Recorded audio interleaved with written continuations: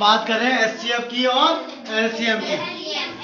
देखो जो महत्तम समावर्तक होता है उसे कहते हैं एचसीएफ, है ना। हम शॉर्ट में कहते हैं तो उसे क्या कहते हैं एचसीएफ, और जो लघुत्तम समावर्तक होता है उसे कहते हैं इसमें एलसीएम, है ना।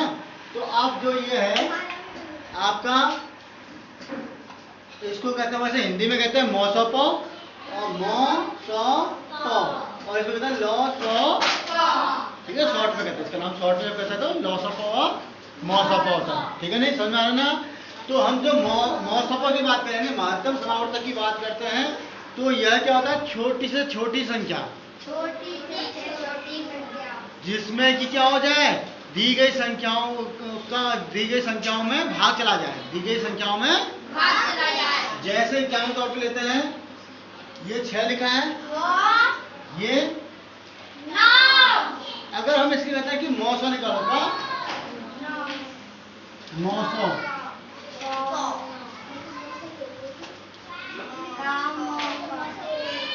निकालिए बोले तो क्या मतलब, 900 का मतलब क्या है, महत्तम समावर्तक, महत्तम। अगर इसका महत्तम समावर्तक निकालिए कहता है तो हमें क्या करना होगा, इसके गुणनखंड करने होंगे। क्या करने होंगे, गुणनखंड। मतलब क्या है कि वो छोटे से भाग, मैंने एक बार आपको बताया ना, भाज्य अभाज्य, तो इसके गुणनखंड ऐसे होंगे कि वो अभाज्य होने चाहिए। वो संख्या कैसी होनी चाहिए, अभाज्य होने चाहिए। जैसे हमने 6 के गुणनखंड करे, तो 6 के गुणनखंड क्या आता है, देखो 6 में किसका भागा जाता है, 6 में 2 का जाता ना, 2 नहीं, 2 का भागा 6 में कितनी बार जाएगा, 3 बार।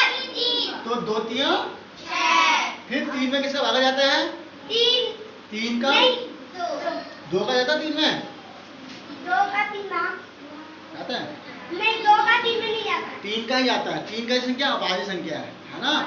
तो 6 के गुणनखंड क्या होंगे, 2 गुणा 3 गुणा 1, मतलब इनको गुणा कर देखो, समझो, 2 तिया 2 तिया 2 3 जा 6 1 जा 6, यानी 6 के जो फैक्टर आए, यानी गुणनखंड जो आए वो क्या है, जो हमारे निकल के आए, 2 × 3 × 1, 2 गुणा 3 गुणा 1, समझ में आ रहा है बेटा। अब उसके बाद हमने दूसरी संख्या क्या थी हमारे पास,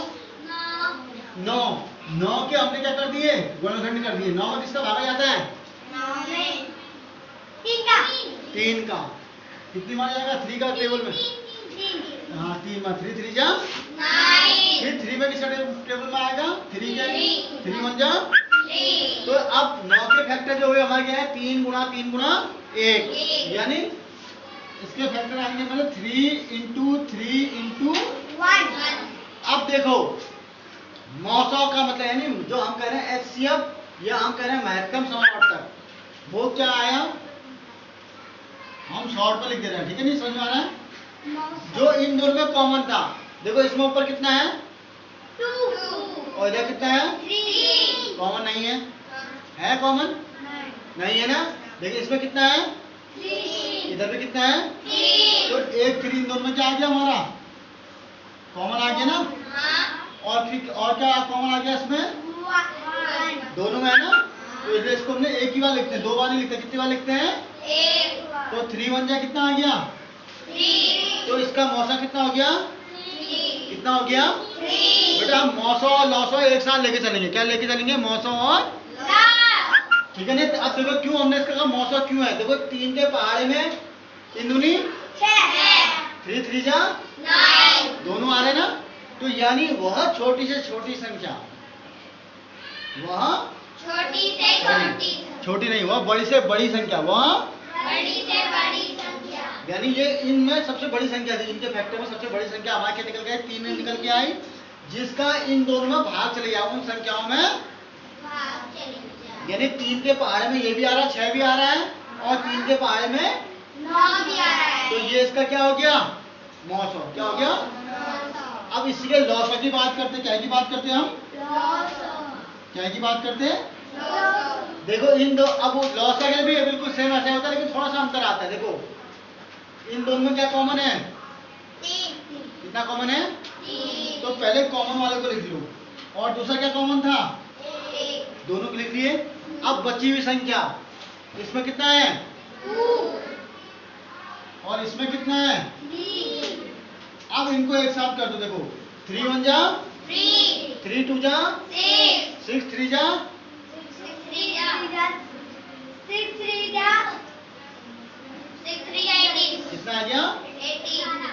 18 मतलब कुछ बच्चे हमारे क्लास में क्या है कि समस्या ये है कि कुछ बच्चे हिंदी में बोल रहे हैं और कुछ बच्चे अंग्रेजी में बोल रहे हैं, तो इसलिए हमें थोड़ा दिक्कत आ रही है। विवाह ध्यान देना बेटा, है ना? यहाँ पर कुछ सामने सर मैं घर वाला बोल रही हूं, नीचे वाला अंग्रेजी अभी बता रहे उसी को दोबारा समझाते थे। ऊपर समझ आया ना सबको ये लाइन? अब नीचे जब लॉसा निकालने होते हैं, क्या निकालने होते हैं? तो हम क्या करते हैं, जो चीज कॉमन थी, जो चीज कॉमन थी दोनों में देखो 3 3 थे ना, ऊपर भी था और विवाह बेटा सामने देखो। ये बहुत जरूरी है अगर तुम चाह रहे हो कि आगे बढ़ना चाह रहे हो, है ना? दोनों में 3 दोनों कॉमन था, तो हमने 3 को एक बार लिख दिया। फिर उसके बाद एक दोनों में था, इसमें भी था और तो उसको हमने कितनी बार लिख दिया? एक बार लिख दिया। ये बात समझ में आ रही सबके? अब उसके बाद बची हुई संख्याएं कौन सी बच गई थी? इसमें कितना बच गया था और इसमें कितना बच गया था? 3 उनको भी लिख दिया, है ना? अब बड़े गुणनखंड करेंगे तो उसमें और बात करेंगे। ये इन्हें हिंदी में कहते हैं गुणनखंड करना, अंग्रेजी में कहते हैं फैक्टर करना। क्या करना? फैक्टर, ठीक है नहीं? अब इनके गुणनखंड कर देते। 3 1 जा 3 3 2 जा 6 3 जा 6 3 जा 18, यानी 18 क्या है? वो छोटी से छोटी संख्या। देखो इसमें हमने कहा कि बड़ी से बड़ी कहा था ना, इसमें कहेंगे छोटी से, लौसा के लिए बात कहेंगे छोटी से जिसमें दी गई संख्याओं का भाग चला जाए, यानी इन संख्याओं का भाग अब इसमें जाना चाहिए। जो ये संख्या दी गई संख्या है ना, इनका भाग इसमें जाना चाहिए। 6 के टेबल में 18 आता है ना, और 9 के टेबल में भी 18 आता है। इससे छोटी और कोई संख्या जिसमें 6 और 9 का भाग चला जाए, 80 से छोटी है? नहीं है ना? यानी वह छोटी से छोटी संख्या जिसमें दी गई संख्या का भाग चला जाए तो वो क्या कहलाता है? उसका लॉस। एक बार में समझ में नहीं आएगा, है ना? इसलिए टाइम लगेगा।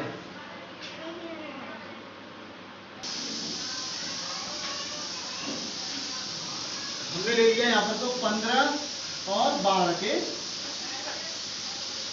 हमने मौसा भी निकाल दिया, लौसा भी निकाल दिया। क्या निकाल दिया? मौसा और लौसा दोनों चीज निकाल दी, ठीक है नहीं?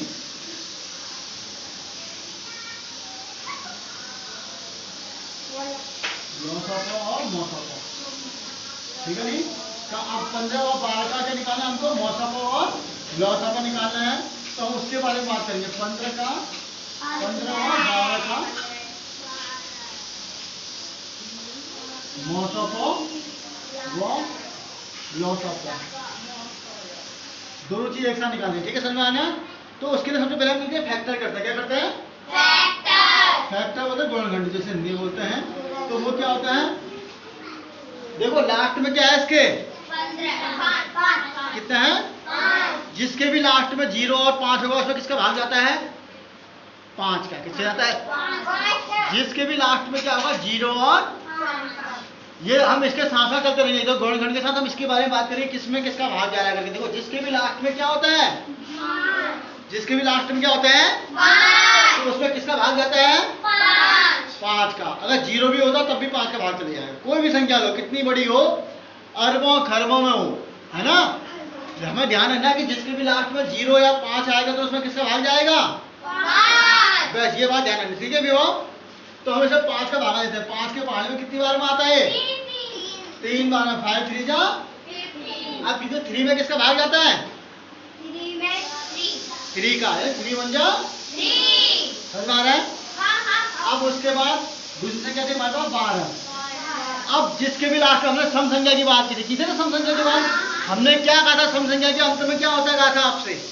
0 2 4 6 8। अगर जिसके भी लास्ट में ये है, यानी 0 2 4 6, इसके लास्ट में कितना है? 2।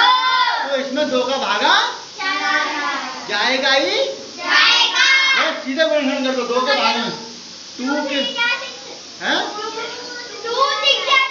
2 6 वेरी गुड। अब देखो 6 समय विषम है तो इसमें भी 2 का भागा। समझ में आ रहा प्रतीक? आसान लग रही कि नहीं लग रही? अब क्या बच गया, 3 बच गया, 2 3 जा 6 होता है ना, तो 3 नीचे लिख दिया। अब 3 में किसका भागा जाएगा, 3 का। अब हम इसको लिख देते हैं फिर से, देखो यहाँ लिखने का तरीका बिल्कुल वही, 5 गुणा 3 गुणा 1, 5 गुणा 3 गुणा 1, और दूसरा क्या आ गया, बाहर के आएंगे क्या 2, जो हमने यहाँ लिखे हुए, देखो हम लिख कौन से रहे, देखो ये वाले लिखे ना, और यहाँ पर भी ये वाले 2 इंटू 2 इंटू 3 इंटू 1। ये बात क्लियर हो रही कि नहीं, हो रही है ना। अब देखो समझ नहीं आया तो नहीं समझ में आ रहा, आपको बोल दो, समझ में आ रहा सबके, समझ में आ रहे हैं सबके, क्या समझ नहीं आ रहा मुझे बताओ, क्या ये करना समझ नहीं आया कि ये करना समझ नहीं आया। ऊपर वाले देखो, जिसके भी लास्ट में 0 या 5 है उसमें किसका भागा जाएगा, 5 का। तो 5 के पहाड़े में 15 कितनी बार में आता है, तो 5 3 जा 3 इसके नीचे लिख देते हैं जितनी बार में जाता है, तो 3 यहाँ लिख दिया। अब 3 किसके टेबल में आता है, केवल 3 के आएगा, तो यहाँ पर 3 1 जा 3, जितनी बार जाता है वो नीचे लिख देते हैं। ऐसे इसमें कितना था, 12 था, जिसके लास्ट में 2 मैंने कहा 0 2 4 6 8 होता है, उसमें कितना भागा जाता है 2 का। 2 के पहाड़े में कितनी बार में आता है 6, तो 6 12 के नीचे लिख दिया। अब दोबारा से देखा 6 में किसका भाग जाएगा, 6 में किसका भाग जाएगा, क्योंकि 6 सम संख्या है, तो सम संख्या में किसका भाग चले जाता है 2, तो हमने 2 का भाग आ लिया। 2 के पहाड़े में कितनी बार में आता है, जितनी बार में जाता है उसको नीचे लिख दिया जाता है ना, समझ में आ रहा अभी निशान। अब 3 में किसका भागा जाता है 3 का, तो 3 1 जा। अब हमने इसी चीज को कर दिया, अब इसको हमने खाली लिखा है, देखो 15 के गुणनखंड क्या थे, 5 गुणा 3 गुणा 1 लिख दिए। क्लियर हो रहा है विभव, अब जी ध्यान देना बेटा है ना, 12 के गुणनखंड क्या होते हमारे 2 गुणा 2 गुणा 3 गुणा 1 लिखा हुआ है। अब मैं कहता हूँ इसका मौसम लिखो, क्या लिखो, मौसम का मतलब होता है कि जो इसमें सबसे अधिक कॉमन आ रहा होगा, ऊपर और नीचे दोनों में। देखो ऊपर में इसमें 5 था, इसमें 5 कहीं नहीं है ना, इसमें क्या है 3 ऊपर भी है और नीचे भी 3 है, तो यानी इन दोनों तीनों में से हम क्या करेंगे, एक 3 को ले लेंगे, एक 3 को ले लिया, और ऊपर भी 1 है नीचे भी। वैसे 1 की कोई वैल्यू नहीं होती, लेकिन फिर भी हम लिख रहे हैं, क्यों लिख रहे हैं, ताकि हमें समझ में आएगा, है ना बेटा। तो इंटू 1, 3 1 जा, तो ये 3 इसका क्या हो गया मौसम, यानी 3 से ये 3 सबसे बड़ी संख्या है, जिसका किसमें भाग चले जा रहा है 15 में भी और 12 में भी, 15 में भी और देखो 3 पंचे 3 चक्को 12, यानी 3 5 जा 3 12 4 जा। क्लियर हो रहा है कि नहीं हो रहा प्रतीक, तो 3 इसका क्या हो गया।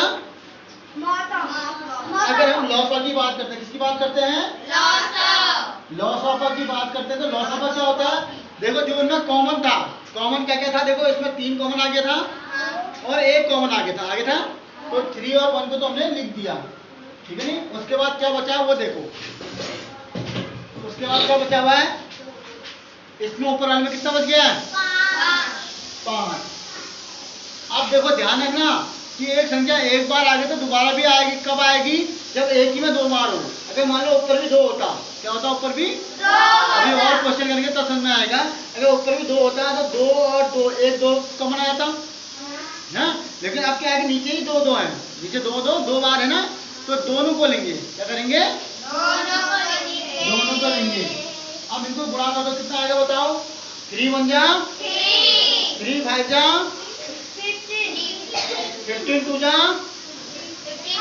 32 जा, बड़ा आसान है देखो, हाँ 60, वेरी गुड। देखो क्यों आसान है, क्योंकि पीछे 0 की वैल्यू बाद में 0 लगा देंगे। 3 इंटू 2 कितना हो गया 6, और पीछे 0 लग गया, हो गया ना आसान, ठीक है नहीं।